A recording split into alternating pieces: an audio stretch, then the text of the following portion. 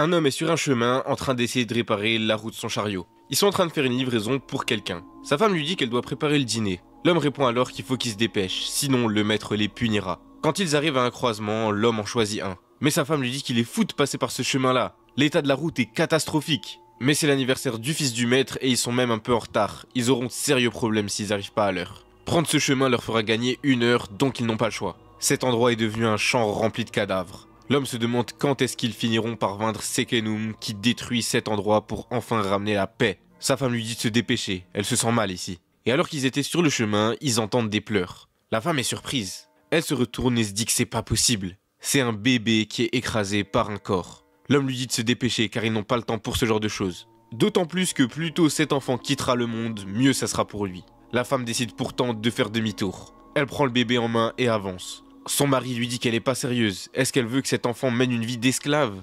Il pense qu'ils sont des gens maudits et destinés à ne jamais être heureux. Mais sa femme lui répond que c'est faux. Elle est pleinement heureuse d'être esclave et ce bonheur lui vient de son mari qui l'a libérée de cette malédiction. Plus tard, l'homme demande à l'enfant quel âge il a maintenant. Nilo, qui est en train de manger, montre 6 avec ses doigts. Il a bien grandi depuis. Dans leur petite maison délabrée, on remarque que Sarah, la femme, est allongée sur un lit et est enceinte. De l'autre côté, Giras, le mari, révèle une trappe secrète dans leur maison. Sarah appelle Giras pour savoir ce qu'il fait. Cependant, Giras répond que ça ira.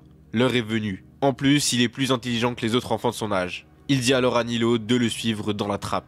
Quand ils arrivent au sous-sol, Nilo est ébahi.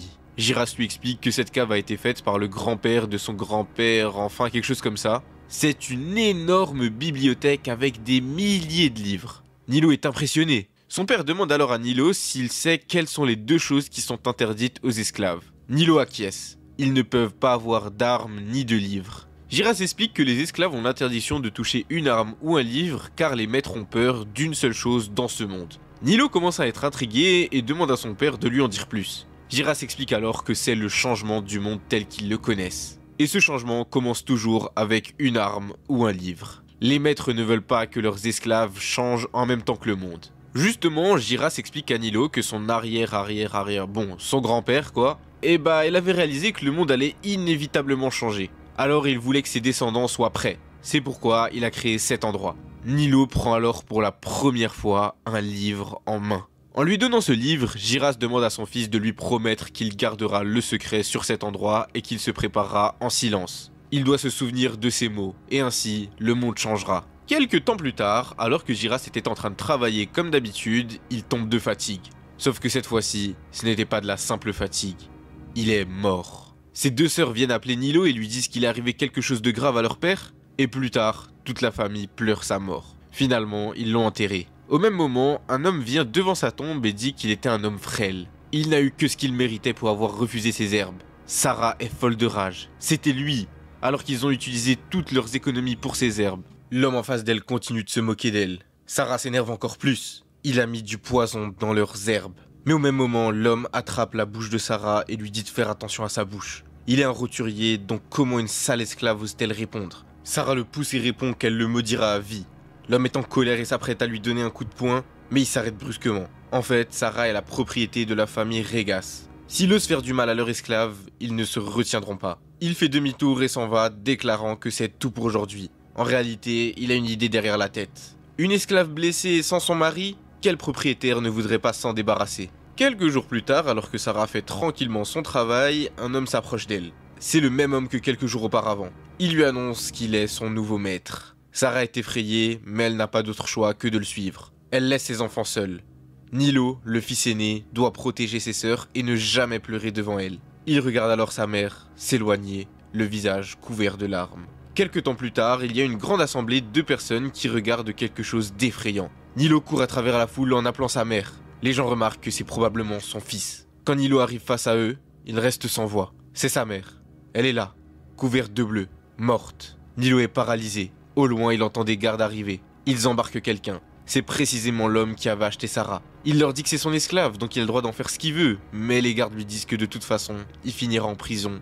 Ce sale meurtrier. L'homme est pris de panique. Il affirme avoir acheté cette femme au prix d'un cheval, donc il ira en prison pour avoir tué un cheval. Cette phrase-là, c'est la goutte de trop pour Nilo. Sa tristesse se transforme alors en haine. De retour chez eux, ses 2 sœurs sont en train de dormir. Nilo se souvient des paroles de son père, de ce qu'ils peuvent tous accomplir dans ce monde. C'est le changement du monde tel qu'il connaît. Nilo, le couteau à la main, taille du bois. Il pleure toutes les larmes de son corps. Mais il est prêt à changer le monde. Et ce changement commence toujours avec deux choses, une arme et un livre. Avec son épée, Nilo commence son entraînement. Comme d'habitude, il se rend dans la pièce secrète de sa maison et s'entraîne.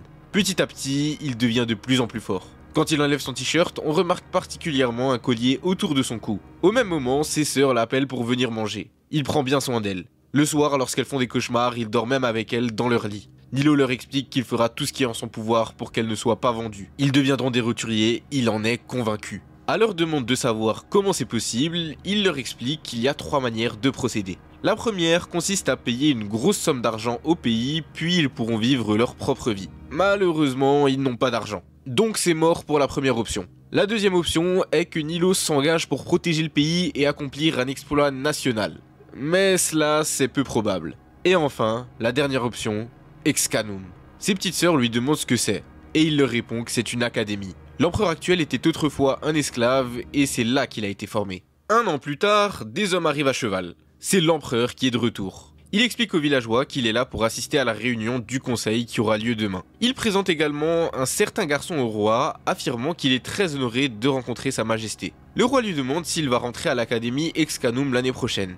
Lorsque l'enfant répond affirmativement, le roi lui dit qu'il pourra lui donner de nombreux conseils en tant que diplômé de cette académie. Au loin, alors que le garçon et le roi discutent, une silhouette apparaît. C'est Nilo qui observe le roi. Le petit garçon explique au roi qu'il souhaite devenir magicien, plus précisément un magicien noir, comme son père. Il mentionne même qu'il n'a pas encore reçu une formation officielle, mais il peut déjà manipuler la magie. Le roi est impressionné. Soudain, alors qu'ils discutent tranquillement, une horde de taureaux se précipite vers eux. Le roi demande aux garçons de se mettre à l'abri, mais les taureaux enragés continuent leur charge. Alors qu'ils s'approchent dangereusement du roi, Nilo arrive soudainement devant eux. Ses yeux brillent d'une lueur violette, reflétant celle des taureaux. D'un geste de bras, Nilo arrête leur charge. Lorsque le roi observe cela, il est intrigué.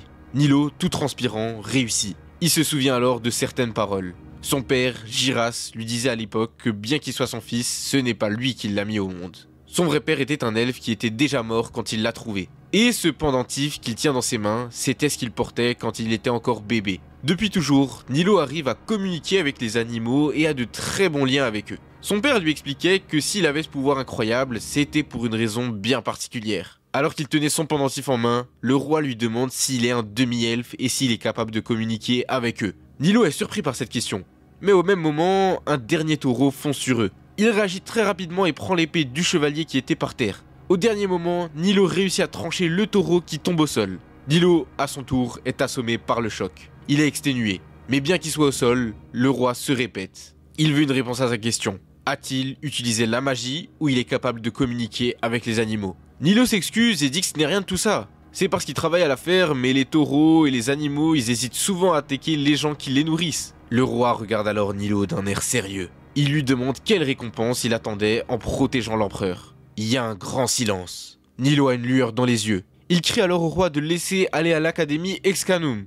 Le jeune garçon à côté du roi se met à rire et dit à l'empereur que ce crasseux de Nilo est un esclave. Comment pourrait-il laisser un être inférieur aller à l'académie? De plus, tous les gardes autour disent qu'un esclave a osé porter une arme en présence de sa majesté. Alors que tout le monde éprouve du dégoût pour Nilo qui était toujours au sol, le roi s'approche de lui. Il lui dit qu'il est bien un demi-elfe et qu'il croyait vraiment qu'il ne s'en rendrait pas compte. Communiquer avec les animaux pour le protéger était impressionnant, dit le roi. Cependant, il sait aussi qu'il a fait de même pour qu'il l'attaque. Tout ça, c'était la stratégie qu'avait mis en place Nilo pour recevoir une récompense. Le roi se relève alors et dit à tout le monde qu'un esclave tenant une arme est un signe de trahison. Mais puisque Nilo l'a fait pour protéger le roi, il échappera à la peine de mort. Malgré tout, il ordonne à ses gardes d'envoyer Nilo à la mine d'Akali. Il devra y travailler jusqu'à la fin de sa vie pour expier sa faute. Nilo est dépité. Non seulement sa stratégie n'a pas marché, mais en plus, il va être séparé de ses sœurs pour toujours. Plus tard, on voit des chevaliers accompagnés d'esclaves enchaînés en train d'avancer. Parmi eux, il y a Nilo. Les esclaves discutent entre eux et se demandent où ils vont et pourquoi tout le monde a l'air si résigné à mourir. Un des hommes répond que c'est une mine de minéraux magiques, l'un des ingrédients utilisés dans la création d'armes enchantées. Mais les minéraux magiques sont connus pour être une substance dont certains monstres dans cette zone sont dépendants. Donc maintenant, ils vont être livrés à eux-mêmes. Du côté du village, les petites sœurs de Nilo se demandent si elles vont être vendues vu qu'elles ne sont pas assez fortes pour faire quoi que ce soit. Mais l'autre sœur lui répond que leur grand frère a promis de revenir. Elles ont juste à faire ce qu'on leur demande pour le moment. Au même moment, deux hommes entrent dans leur maison. Il y a un homme aux cheveux blonds qui a l'air assez étrange. Dès qu'il entre, il dit que ses jumelles sont très mignonnes. L'autre homme à ses côtés est celui qui est le propriétaire de ses filles. Quand il voit le comportement du blond, il se dit que c'est une mauvaise idée. Le blond propose alors 300 pour ces deux gamines incapables. Mais le propriétaire répond qu'il a entendu de mauvaises rumeurs le concernant. Apparemment, il agirait bizarrement avec ses esclaves. Mais bon, ce ne sont que des rumeurs, hein. Les fillettes sont effrayées quand elles voient ce gros monsieur, et il continue d'augmenter le prix. Il propose 450. Le propriétaire, qui ne veut pas qu'il arrive de mauvaises choses à ces jeunes filles, répète qu'il ne pense pas que ce soit une bonne idée. Mais l'homme surenchérit et monte jusqu'à 600. C'est un prix énorme pour ces deux gamines. Avec ça, il pourrait même se payer un esclave dans la fleur de l'âge. Et de l'autre côté, on voit Nilo qui pleure de rage. Il dit qu'il s'était préparé pour cette occasion, mais elle a échoué. Et maintenant, il est dans la pire des situations possibles. Il ne peut pas mourir ici, il doit protéger ses sœurs. Au même moment, le garde le fouette et lui dit d'arrêter de crier comme ça. Pendant que tout le monde est concentré sur Nilo, le premier monstre arrive. Il tue l'un des hommes qui était à l'arrière du troupeau. Les gardes se mettent tous à l'attaquer. Le loup qui est là pour les minéraux magiques commence à esquiver. Ils parviennent finalement à le repousser. En voyant tout ça, Nilo se répète qu'il ne peut pas se permettre de mourir ici. Pas dans cet endroit. Quand ils arrivent enfin à la mine, ils ne sont plus que 14 alors qu'ils devaient être 18. Comme d'habitude, plusieurs hommes sont morts sur le chemin. Le directeur de la mine gronde alors les esclaves qui viennent d'arriver. Ils prennent vite des pioches et se mettent en ligne. Cette nuit, ils vont souffrir. Le gardien est bien plus effrayant que n'importe quel monstre ici qu'ils pourront rencontrer. Donc il leur conseille d'éviter de lui tenir tête. Un peu plus tard, un vieil homme s'approche du gardien. Il lui dit qu'à cause de circonstances malchanceuses, il a été amené ici à tort. Il demande s'il pouvait lui donner un poste de gérant ou administratif, et il a même pas le temps de finir sa phrase que le gardien lui coupe la tête. Il crie alors, surtout aux autres, maintenant qu'ils sont ici, ils peuvent oublier leur passé. Ils ne sont plus que des machines à miner. Ils commencent alors leur travail. Au bout d'une semaine, ils sont toujours dans la mine, mais cette fois-ci, ils rencontrent leur premier monstre. Un des gardes prévient tous les esclaves de prendre une épée. Quand Nilo voit ça, il est impressionné. Mais en fait, même les gardes qui ont l'habitude d'être là sont choqués. Ils n'ont jamais vu un monstre aussi grand. Ils envoient leurs esclaves au combat, mais aucun d'entre eux ne s'est jamais battu. Ils n'ont jamais touché une épée de leur vie. Le gardien était à deux doigts de se faire déchirer par le monstre, soudainement son bras se fait couper. C'était en fait Nilo qui avait sauté à sa rescousse. Le monstre se met finalement à attaquer Nilo, mais Nilo parvient à le trancher et le combattre. Finalement, Nilo parvient à le vaincre. Le gardien demande à Nilo où il a appris à se servir d'une épée comme ça. Et Nilo répond alors qu'il a fini ici justement parce qu'il en avait une. Le gardien le trouve intéressant. À partir d'aujourd'hui, il fera partie des gardes.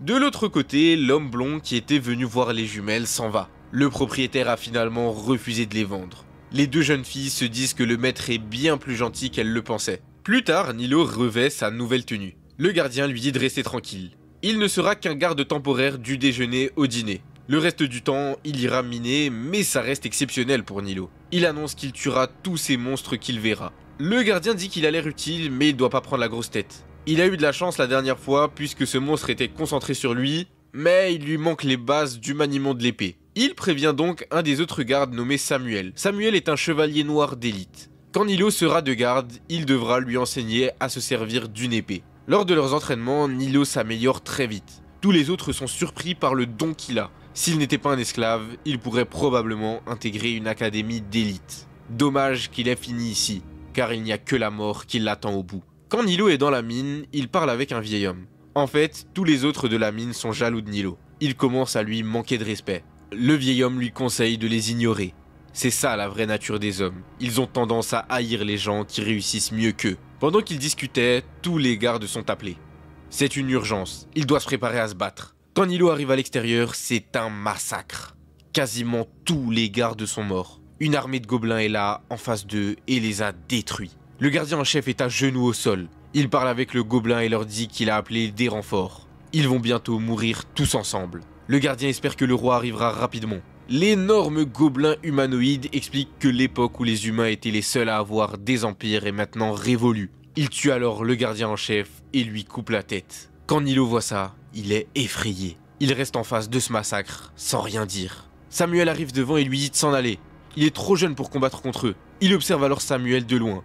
Il parvient à combattre ces gobelins sans aucune difficulté. Mais le problème, c'est qu'ils sont trop nombreux. Au bout d'un moment, ils se retrouvent face à leur chef, mais cet énorme gobelin est surpuissant. Il tue alors Samuel d'un grand coup d'épée. Quand Nilo voit ça, il est encore plus effrayé. Il s'enfuit dans la mine pour éviter l'attaque des gobelins. Quand il arrive là-bas, il voit tous les hommes qui ont jeté leur épée et se sont rendus. Nilo leur demande ce qu'ils font. Les hommes répondent que ces monstres-là veulent juste la mine. Il suffit de leur demander de les utiliser comme esclaves et peut-être qu'ils leur laisseront la vie sauve. Sauf qu'au même moment, le chef des gobelins arrive derrière eux. Il les observe tous, il leur dit qu'ils sont très intéressants, mais il ajoute qu'ils n'ont pas besoin d'esclaves humains. Ils veulent juste de la nourriture. Le combat commence alors et Nilo est le seul à se battre. Il a réussi à battre pratiquement tous les petits gobelins, mais finalement le chef arrive à capturer Nilo. Il lui dit qu'il est clairement bien plus utile que tous les autres hommes là-bas. Et vu que la jeune viande est meilleure, il va le manger tout de suite. Mais il n'a même pas le temps de finir sa phrase qu'il se fait absorber par une grande flamme. C'était le roi, il est enfin arrivé. Nilo est au sol, grièvement blessé, mais le roi lui dit qu'il est un héros et qu'il a protégé son peuple. Nilo dit que c'est un honneur que le roi se souvienne du nom d'un pauvre esclave comme lui. Il demande s'il peut décerner cet acte héroïque à ses sœurs, mais le roi répond que non, il ne le laissera pas mourir ici. Il prend alors Nilo dans ses bras. Il dit à ses gardes que quand ce garçon aura complètement récupéré, il devra intégrer l'académie Excanum.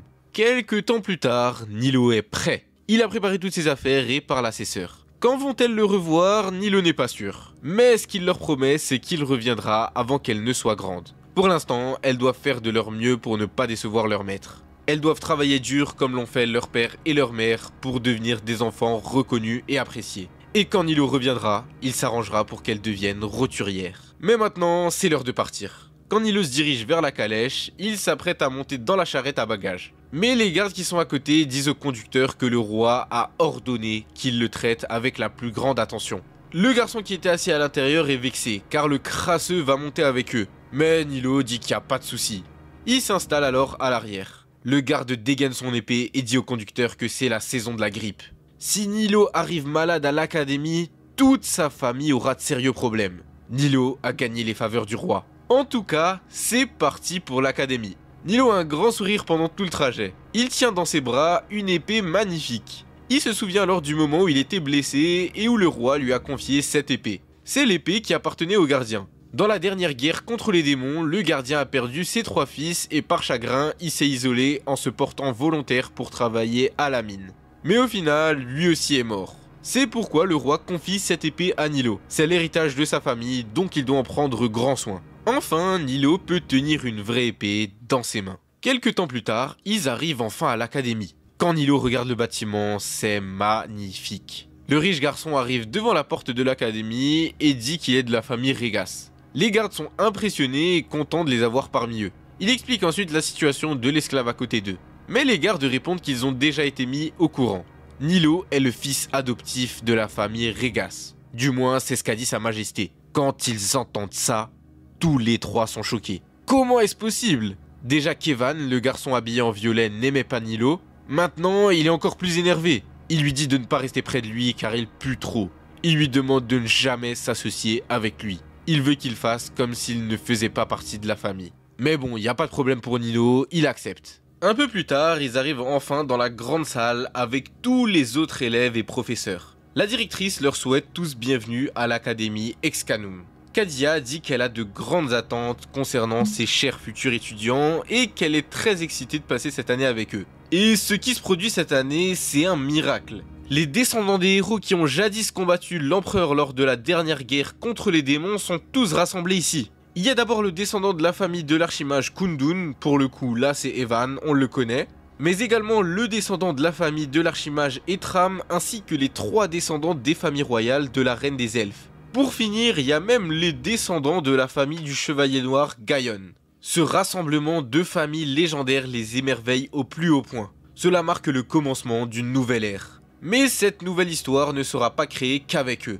Tous les autres jeunes nobles qui sont ici en feront également partie. Ils représenteront la future génération de leur empire. Le sang noble qui coule dans leurs veines et le talent inné qu'ils ont rendront cette destinée possible. Ils devront faire tout leur possible pour s'améliorer et continuer de devenir plus forts afin de tenir le rôle de héros de leur génération.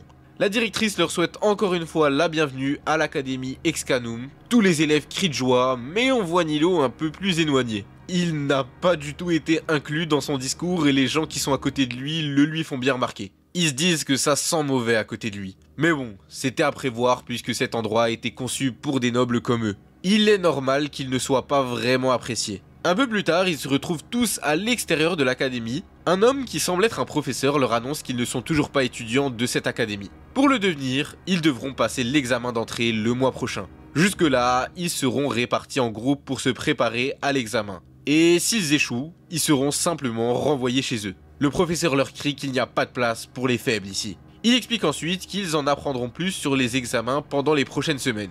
L'examen d'entrée se verra par groupe de 5 et les groupes ont déjà été décidés. Ils sont mélangés et devront s'entraîner pendant un mois avec leurs camarades. La plupart des élèves espèrent être dans le même groupe qu'Evan, voire dans le même groupe d'une des familles légendaires. On voit notamment une des elfes qui commence à s'embrouiller avec les autres élèves. Elle leur ordonne d'arrêter de dire des choses répugnantes devant elle. Quand Nilo la voit, il se dit qu'elle est trop cool.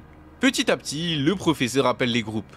C'est le tour du groupe d'Evan, dont il est le chef, accompagné de Nilo. Evan est déjà dégoûté, mais Nilo remarque quelque chose d'autre. Il voit une fille un peu en retrait qui n'est pas très bien habillée. Il se dit qu'elle ne peut pas être une noble quand même. En tout cas, le professeur prévient Evan qu'il est le chef du groupe et qu'il s'assurera qu'il n'y ait pas de violence ou de problème entre les membres. Il sera tenu responsable de tout débordement. Evan se dit qu'il peut pas y croire. Comment peut-il être dans le même groupe que ces crasseux? Une fois arrivé dans la chambre, Nilo et la fille sont impressionnés par sa taille et sa beauté. Mais Evan et les deux autres nobles disent aux esclaves qu'ils ne veulent pas que cette chambre pue. Ils les pointent du doigt et leur disent de se dépêcher d'aller prendre un bain. Evan commence à s'énerver, demandant pourquoi il ne lui a pas obéi. Il lui rappelle qu'il est toujours son maître et qu'il est un esclave. Nilo dit alors, c'est compris, maître. Une fois dehors, la fille dit qu'elle est heureuse de le rencontrer, étant donné qu'ils sont esclaves tous les deux. Elle explique qu'elle est une demi-elfe, mais qu'elle n'a aucune capacité spéciale. Nilo lui dit alors de ne révéler le moins possible sur elle. Ses sentiments, ses pensées et ses convictions, elle ne doit les montrer à personne. Elle doit juste dire ce que les autres veulent entendre. Dans les bains, Nilo se souvient de tout ce qui lui est arrivé. Il se dit qu'il aurait dû mourir à ce moment-là, mais il semble que l'empereur ait d'autres plans pour lui. Il veut qu'il prouve sa valeur à tout le monde. Il doit s'élever au-dessus des nobles et les forcer à se soumettre à lui comme le roi l'a fait dans le passé. Il doit rester fort et résister à toutes les épreuves qui se présenteront à lui. De retour dans la chambre, alors que les nobles s'amusent entre eux, les deux esclaves doivent s'occuper du linge. Ils vont dehors et lavent les vêtements. La fille propose d'aider Nilo, mais Nilo lui répond que ces tâches sont les siennes. Les nobles ne veulent pas voir des esclaves s'entraider. Ils trouvent ça répugnant, donc il s'en occupera seul. Leur vie à l'académie continue. Ils sont toujours traités comme des esclaves. Parfois, ils doivent chanter, d'autres fois nettoyer la chambre et ainsi de suite. Cette fois-ci, Nilo doit apporter le petit déjeuner aux nobles. Mais la fille qui était derrière lui renverse tout par terre parce qu'elle était venue aider Nilo. Nilo commence à s'énerver. Combien de fois devra-t-il lui répéter de ne pas se mêler des affaires des autres? Tout ça est arrivé juste parce qu'elle a voulu l'aider. Mais alors qu'il s'énerve, il se souvient des mots du vieil homme dans la mine. Les hommes ont tendance à haïr et à avoir peur des différences entre eux. Nilo se demande alors ce qui lui prend. Pourquoi est-il si colérique avec elle? Plus tard, c'est le moment de l'entraînement. Le professeur leur annonce qu'ils vont devoir se battre avec un membre de leur groupe. Ils doivent devenir des soldats, donc c'est normal de se battre.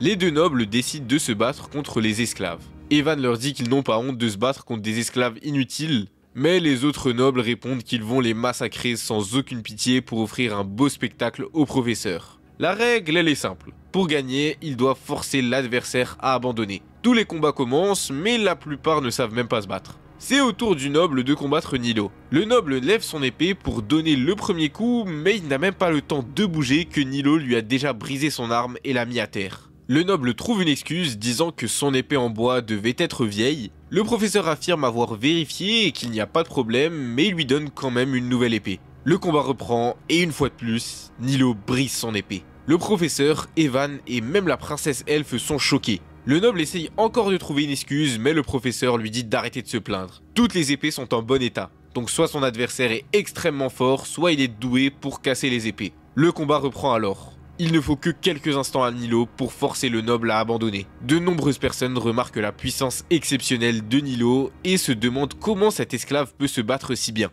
Quant à lui, Nilo remarque que les épées en bois sont étonnamment légères. Il se dit que son aventure à la mine lui a permis de se muscler encore plus, donc c'est parfait. Au bout de quelques instants, il est rejoint par la princesse elfe qui est étonnée de voir quelqu'un et pensait être la première à arriver ici. Nilo dit qu'il est heureux de la rencontrer, mais lorsqu'ils discutent, la princesse lui demande pourquoi est-ce qu'il la vouvoie. Nilo répond que c'est parce qu'il est un esclave. Cependant, elle ne sait même pas ce qu'est un esclave. Quand Nilo commence à expliquer, elle lui dit qu'elle s'en fout de toute façon. Elle veut juste observer les combats. Nilo est étonné car il découvre que les elfes n'ont pas d'esclaves. Un peu plus tard, c'est au tour d'Evan de les rejoindre. Il commence à discuter avec la princesse, mais elle lui dit de la fermer. Et encore un peu après, on retrouve les deux esclaves et la fille s'est faite tabasser. Elle a perdu et n'a même pas utilisé son épée. Elle avait trop peur. Quand les nobles arrivent, Evan dit à Nilo de ne pas oublier sa place. Il est toujours un esclave, et ça même s'il a réussi à battre quelques personnes. Il lui ordonne alors de faire le cheval tout de suite. Nilo ne comprend pas, mais Evan insiste. Il se met à quatre pattes et agit comme un cheval, et les nobles montent même sur son dos. L'autre noble veut également se moquer de la fille et lui dit que c'est à son tour de faire le cheval. Après un certain temps, les nobles s'en vont. La fille est toujours en train de pleurer, mais Nilo lui dit d'arrêter. Elle se plaint parce que ça faisait mal, mais on voit les genoux de Nilo complètement déchirés. Cependant, lui, il sourit et dit que si elle sourit, ça fera moins mal. Et quand ça fait moins mal, elle peut supporter la douleur. Ensuite, si elle tient suffisamment longtemps, elle aura une chance, une opportunité de se libérer. Pendant la nuit, Evan est en train de dormir. On voit une lame juste à côté de son visage. En fait, c'est Nilo qui tient son épée. Est-ce que ça serait ça, sa chance de tout renverser? Eh bah pour avoir la réponse, va falloir attendre, hein. Bon, on en a fini pour l'épisode d'aujourd'hui. Je vous ai parlé d'un de mes manhwas préférés, même un des premiers que j'ai lu. J'espère que vous avez kiffé l'histoire parce que pour moi, c'est vraiment trop un classique. Et dites-vous qu'en plus, le meilleur est à venir. Donc évidemment, vous vous en doutez, il y aura une partie 2, hein. Et si vous la voulez plus rapidement, je me répète, mais il suffit de s'abonner, le petit bouton rouge là. C'est un concept assez intriguant, s'abonner. Si j'étais à votre place, je testerais. Bon, plus sérieusement, en tout cas, merci à tous pour votre soutien. Les likes, les commentaires, ça aide de fou. Moi, de mon côté, j'essaye toujours de vous proposer les meilleures vidéos que je peux. En tout cas, encore une fois, merci pour tout le soutien que vous apportez à la chaîne. Et sur ce, moi je vous laisse. À bientôt.